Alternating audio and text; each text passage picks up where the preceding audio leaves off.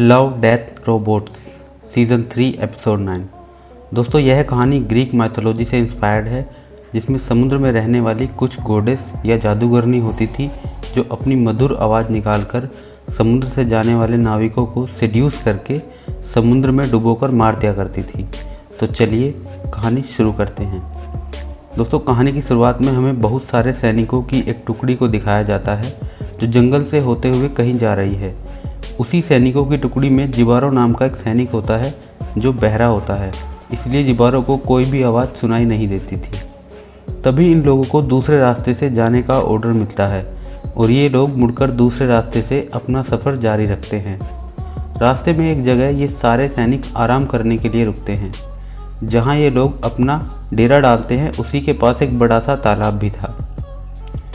वहीं वह बहरा सैनिक जिबारो अपना घोड़ा बांध देता है पर उस चमकती चीज़ को उठाकर चेक करता है तो पाता है कि वो तो सोने का एक टुकड़ा है।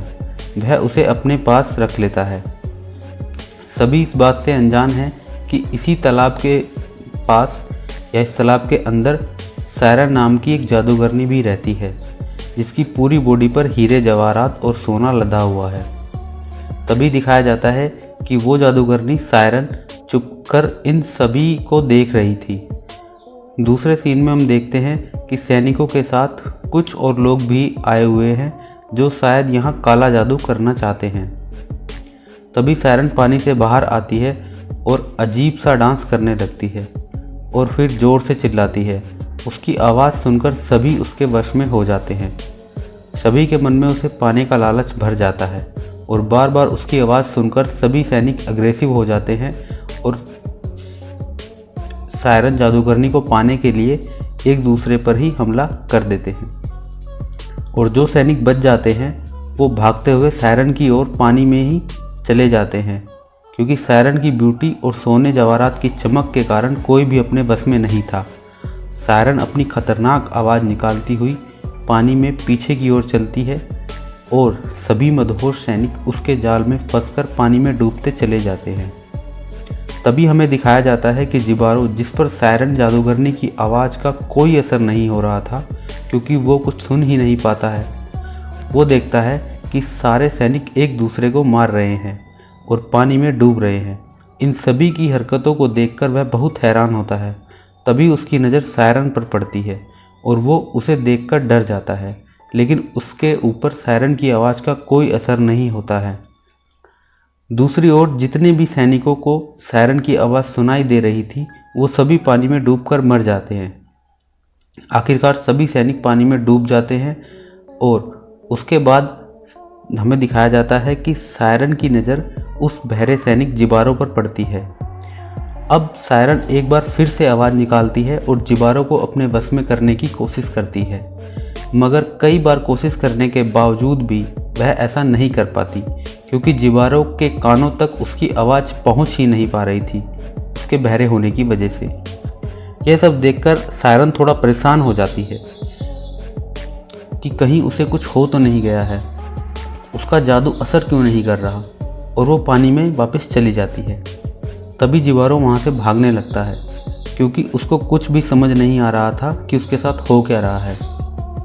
उसको जाते हुए सायरन जब उसे देखती है और अब तक वो जादूगरनी जिबारो की ओर अट्रैक्ट होने लगी थी और उसे पाना चाहती थी। अब जिबारो यहाँ से भागने लगता है क्योंकि ये खौफनाक मंजर देखकर उसकी हालत पतली हो गई थी।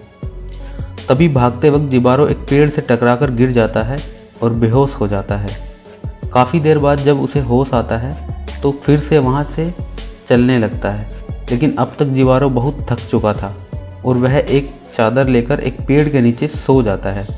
अब रात को हम देखते हैं कि सायरन पानी से बाहर आती है और हम ये देखते हैं कि सायरन अब जिबारो को पाने के लिए बेताब है और वह उसके पास ही सो जाती है।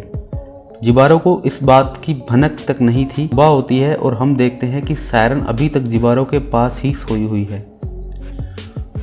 तभी जिबारो की नींद खुलती है और उसे अपने ऊपर किसी का हाथ महसूस होता है। जब जिबारो पलटकर सायरन को देखता है तो चौंक जाता है। तभी सायरन की भी नींद खुल जाती है। वह वहाँ से भागने लगती है, लेकिन जिबारो उसका हाथ पकड़ने की कोशिश करता है और सायरन के शरीर से कुछ सोने के टुकड़े जिबारो के हथेली में फंस जाते हैं। अब यहाँ जिबारो को पता चलता है कि सायरन के शरीर पर सोने के जवाहरात से लदे हुए हैं। अब जिबारो भी सायरन को पाना चाहता है क्योंकि उसके मन में लालच आ चुका था। है कि जिबारो सायरन का पीछा करने लगता है। सायरन भागकर एक झरने पर पहुंच जाती है और दोनों अलग अलग किनारों पर एक दूसरे को देखते हैं। जिबारो अपनी तलवार किनारे पर ही छोड़कर आगे बढ़ने लगता है। यह सब देखकर सायरन को लगता है कि जिबारो भी उसे पसंद करने लगा है और वह मदहोशी में डांस करने लगती है और तुरंत जिबारो के पास आ जाती है। अब जिबारो भी ऐसे ही एक्टिंग करता है कि जैसे वह भी सायरन से प्यार करता है, लेकिन हम देखते हैं कि जिबारो को इस सब से कोई मतलब नहीं था क्योंकि वह तो बस सायरन के शरीर से सोने जवाहरात निकालना चाहता था। अब सायरन खुद को रोक नहीं पाती और जिबारो को किस करने लगती है, लेकिन सायरन के होठों पर भी नुकीले जवाहरात के टुकड़े लगे हुए थे जिसकी वजह से जिबारो के मुंह से खून निकलने लगता है। जिबारो यह सब होने देता है और सायरन को लेकर किनारे पर आ जाता है और मौका देखकर वह सायरन को एक ही झटके में बेहोश कर देता है। अब जिबारो अपने मकसद में कामयाब हो गया था और हम देखते हैं कि जिबारो सायरन के शरीर से सारे हीरे जवाहरात निकाल लेता है, जिससे सायरन काफ़ी जख्मी हो जाती है और उसका खून बहने लगता है। सारे जवाहरात निकालने के बाद वह सायरन की बॉडी को पानी में फेंक देता है और सारा खजाना एक चादर में लेकर जाने लगता है। दूसरी ओर हम देखते हैं कि सायरन की बॉडी पानी में बहती जा रही है और अजीब तरीके से उसका ब्लड सारे पानी में मिल जाता है। यह सब देखने में बड़ा ही भयानक लग रहा है। उधर इन सब बातों से अनजान जिबारो चलता जा रहा है। उसके पास तो जो खजाना था वह बहुत भारी था, इसलिए वह जल्दी ही थक जाता है। रास्ते में एक नदी के किनारे वह पानी पीने के लिए आता है। जैसे ही जिबारो पानी पीता है तो सायरन का ब्लड भी यहाँ पानी में मिल चुका था और जिबारो पानी को पी लेता है, लेकिन जब वह पानी में ब्लड को देखता है तो उसकी हालत बहुत ख़राब हो जाती है। अब हम देखते हैं कि जिबारो को सब कुछ सुनाई देने लगा है, जो कि सायरन के ब्लड मिले हुए पानी पीने से ही होता है। अब जिबारो बहुत परेशान होता है कि उसे कुछ समझ ही नहीं आता कि उसके साथ हो क्या रहा है। वह पागलों के जैसे बिहेव करने लगता है। कुछ देर बाद वह शांत होता है और वहाँ से जाने लगता है, लेकिन तभी सायरन पानी से बाहर आती है और जब सायरन अपनी बॉडी से सभी हीरे जवाहरात गायब देखती है तो वह बहुत ही परेशान हो जाती है और वह समझ जाती है कि जिबारो के दिल में उसके लिए प्यार तो था ही नहीं, वह तो बस उसके सोने जवाहरात के पीछे था। अब सायरन जिबारो को जाता हुआ देखकर फिर से वही खतरनाक और लुभावनी आवाज़ें निकालने लगती है और इस बार उसकी आवाज़ को सुनकर जिबारो पागल होने लगता है क्योंकि अब उसे सब कुछ सुनाई दे रहा था। अब हम देखते हैं कि जिबारो खुद को रोक नहीं पाता और पिछले सभी सैनिकों के जैसे ही नाचता हुआ पानी में जाने लगता है। वह भी तालाब के बीच में जाकर पानी की गहराइयों में डूब जाता है और अपने लालच के कारण मारा जाता है।